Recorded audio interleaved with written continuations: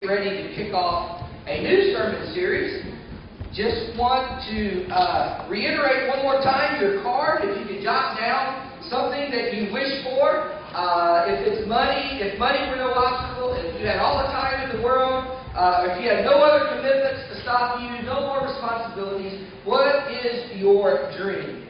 And what would you love to see? Maybe it's the Grand Canyon, maybe it's the desert, maybe, I don't know, or what would you love to do? Or maybe would you love to travel somewhere? And if you could jot that down, maybe we'll take a field trip, I don't know. But just jot that down, if you will, a word or a sentence or a short paragraph. It's 100% anonymous, and if you could drop that into the offering plate, we would really appreciate it, because dreams are very, very powerful motivators.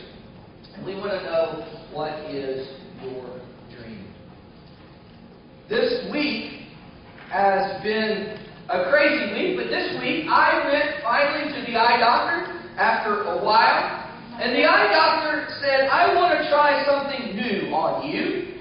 And I'm always game. And she said, I'm going to give you two different kind of contacts. And one helps you read up close, and one helps you read far away. So I can throw these readers away for good. And she said, here's the thing, though. For a couple of weeks, it may give you a headache, but please stick with it. Because it will train your brain, if you will, to be able to read up close and far away. And it only took a day before my headache went away, and we've come to the conclusion, at my house anyway, it's because if you don't have a lot of brain to train, it doesn't take very long to get trained. But it did. It really did. And I could see much better. And it was amazing how quick that my brain adjusted to this, and I can see. And it reminded me kind of before, never before in history has technology advanced, never before has contacts advanced, never before has any place in our history of humanity since we were created, I believe never before have we lived in a faster paced world. I mean, information is transformed and transmitted and shared not in a manner of seconds, but in a manner of nanoseconds. And I don't know exactly what nanoseconds are, but I Googled it, and it's a whole lot faster than a second. And our brains have been conditioned, just like my eyes have, our brains have been conditioned to live in this fast-paced world. And we've come to expect it. We've come to demand it. And part of that is our attention span is getting shorter and shorter and shorter as our children grow. And you can look at in worship as well as sermons used to be maybe a century ago 2-3 hours long. And now I try to get it 15-20 minutes, because I know, not that y'all don't have good brains, it's just it wanders. My brain wanders, as you can see. And this week I kind of ordered something that was supposed to arrive through the mail. The regular U.S. Postal Service, not FedEx. And I waited and I waited and I waited. And I became very impatient. And I mean, I was checking the status and I was tracking it online, and I got frustrated as it wasn't arriving in a timely manner. I mean, come on. It was coming from Detroit, Michigan. I mean, I should have had it in 12 hours or 24 hours at least, correct? But it took 5 days to get here. And I was furious. I mean, why? Because somehow, somewhere, our society that we live in has come to demand things instantly. And we've kind of lost the ability to wait patiently. At least I have. I mean, I also noticed, if you will, if you go out into our world and you start watching people, I mean, people are always constantly looking at their phones. I mean, they're constantly looking for text messages and Facebook statuses and the ALS Ice Bucket challenges and updates and alerts. And it's kind of become the way we kind of communicate with the world and one another. And I'm not saying it's a bad thing, but when it takes the place of two-way communication, when it takes the way of looking into someone's eyes or hearing the emotion in their voice, so much is being missed. And when it becomes the only way we communicate, we lose the ability to emotionally engage, if you will. becomes a struggle. We lose that ability to interact because this is a one-way communication. I mean, we don't have the ability to process the news we've just heard. I mean, if we do, we have to process it kind of alone, if you will. Last week, I got a private message through Facebook. And it was informing me that a lifelong friend of whom I grew up with committed suicide. And not only was I totally in shock, I mean, and not only did I desperately want details, because of a lot of reasons, because of the string of deaths of my friends that I've had, and I was really unprepared of the way that the news hit me. And I was alone. I mean, there was really no one to talk with. There was no one to cry with. There was no one to listen to my pain.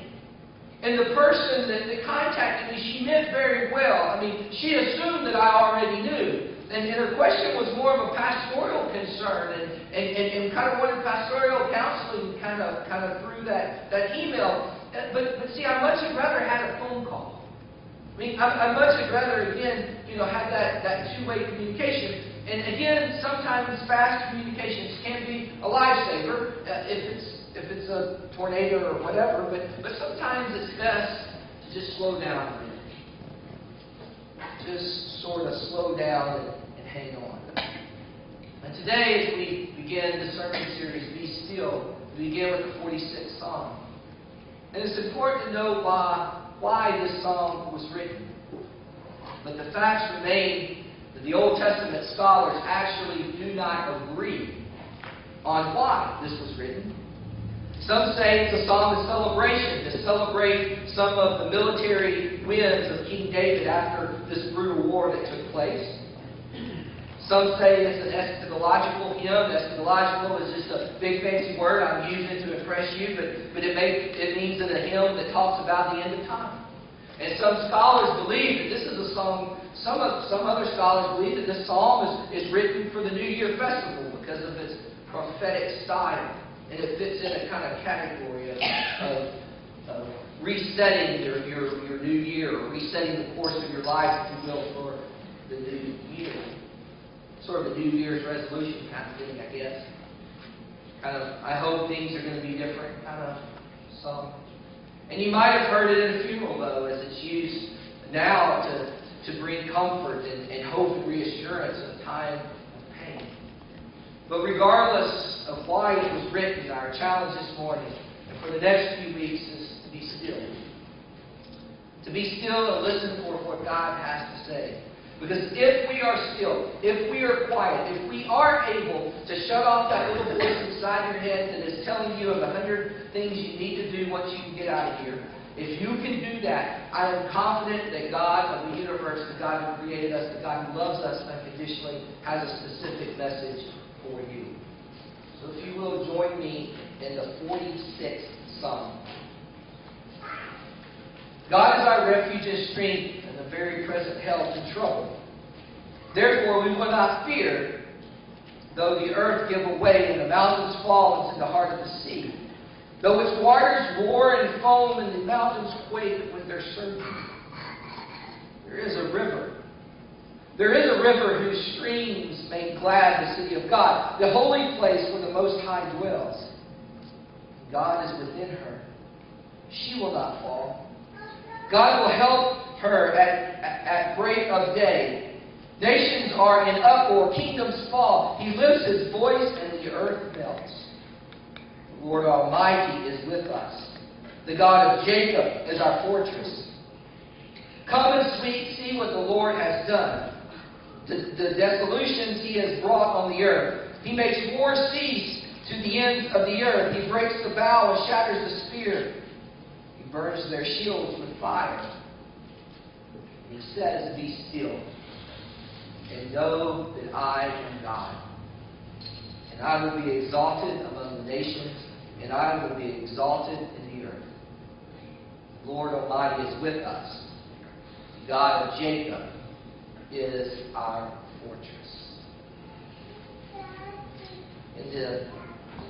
In spite of the hectic environment in which we live, there are moments that we can slow down.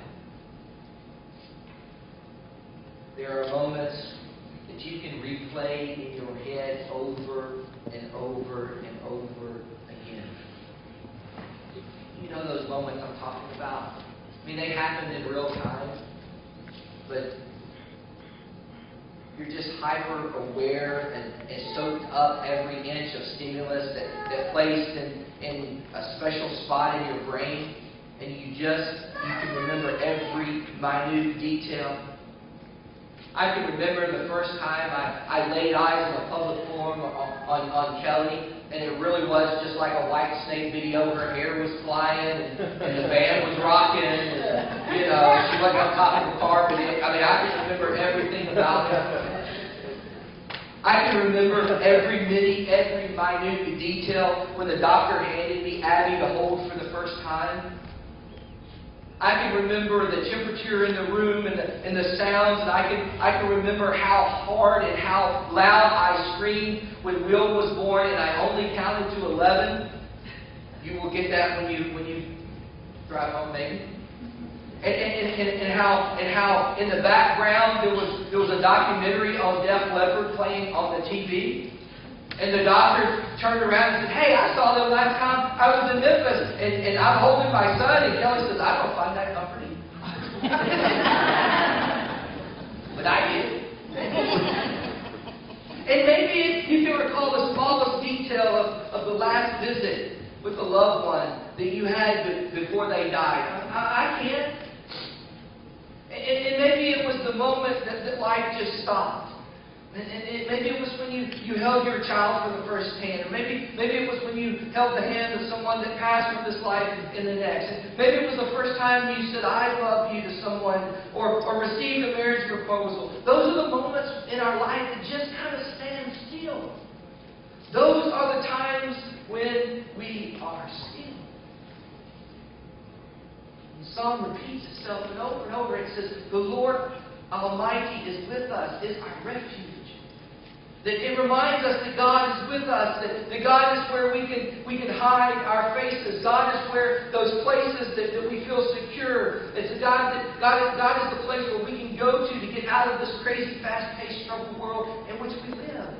God is the place where things begin to make sense to us, when the world gets the best of us. You see, God is the place that we can go and truly celebrate the gifts of life when they happen. And none of this can happen if we can't be still. And with all of our responsibilities, with all of our stress, our obligations, we often don't have time for ourselves. Or if we do take time for ourselves, we have this little thing in the back of our mind that makes us feel selfish and guilty. So how do we do this? How do we do this? How do we make this relevant? How do we make this be still stuff and make it be where the rubber hits the road and you can apply it to your life? How do we be still and listen for God? I just jotted some down real quick. One is find a relaxing activity. You see, relaxation doesn't necessarily have to be sitting in a dim lit room with your eyes closed, with chant music playing, or while focusing on your body feels, or trying to clear your mind. It can be that, but it doesn't have to be that. Relaxation techniques do work for many people and can be beneficial when things are particularly stressful. Those do work. But it's more about finding something. Relaxation is about finding something that works for you. What will help you feel calmer? It could be a hot bath. It could be reading a book. It could be drinking a hot cup of tea. It could be sitting quietly in a comfortable chair and be laying down with a mask. It could be going to the spa. I don't know. It could be listening to music. It could be taking your dogs for a walk outdoors. I don't know. And even exercise can be a relaxing activity. So find your relaxing activity. And I will guarantee you when you do that, you will hear God speak. The other is find quiet time for a quiet soul. Remember, we live in a world of constant noise. Television, radio, computers all stimulate our brain constantly. However, our minds are not constructed to be overstimulated. I mean, it does take time for us to kind of unplug, if you will, literally and figuratively. We need to turn off everything and everyone. Maybe if you're accustomed to driving in a car with the radio on, maybe you just need to turn it off one time and just sit in quiet and listen. I had a seminary colleague that would literally, truly sit in a dark room with no sound for 2 hours before he would emerge and write his sermons each week. And he simply stated that, he needed complete quiet with no stimulus to hear the message God wanted him to give the next week. Third thing we can do is let go. I mean, people often take on more than they can handle. We also worry about things that are out of our control. So maybe one thing we can do to listen and be still is to take a moment to assess the things that are bothering you. And how many of those things that are bothering you that you're worried about that you have no control over.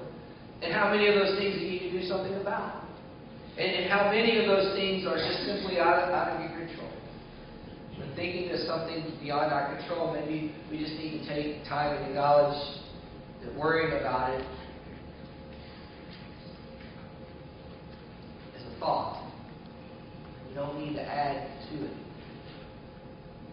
Maybe you can find a relaxing activity. Maybe you can find quiet time for yourself. Maybe you can let it go. But my last, I believe, is the hardest one for me and for a lot of others. And that's ask for help.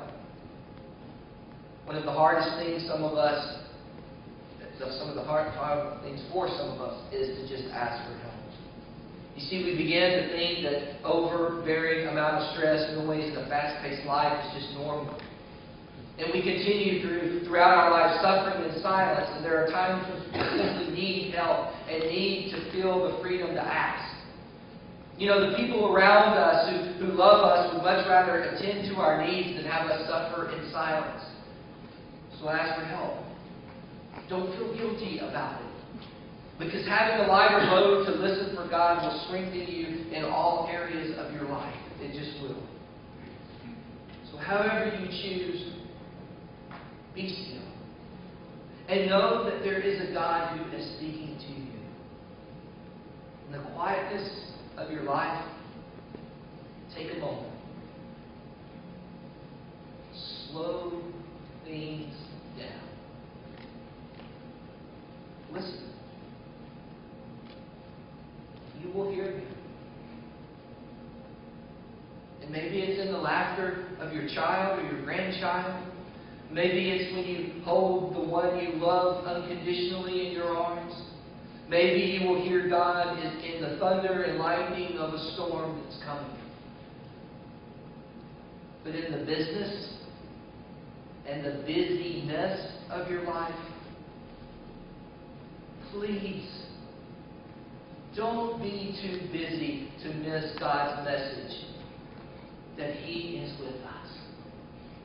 Don't be too busy to know that the God who wrestled with Jacob is there speaking to you. So be still and know. Be still and know that whatever you are going through, in the quiet, know that God is God. Can you pray with me?